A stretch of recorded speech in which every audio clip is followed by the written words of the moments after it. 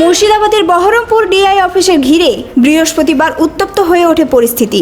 ছাত্র সংগঠন এআইডিএসওর বিক্ষোভ ও ব্যারিকেড ভাঙার ঘটনাকে কেন্দ্র করে এলাকায় ছড়ায় চাঞ্চল্য।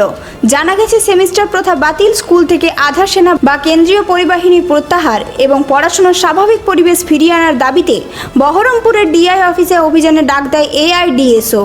সেই কর্মসূচিতে এদিন বহু ছাত্র ও সংগঠনের কর্মীরা জড়ো হন। অভিযোগ, বিক্ষোভ চলাকালীন কিছু বিক্ষোভকারী পুলিশি ব্যারিকেড ভেঙে ডিআই অফিসের ভিতরে ঢোকার চেষ্টা করেন।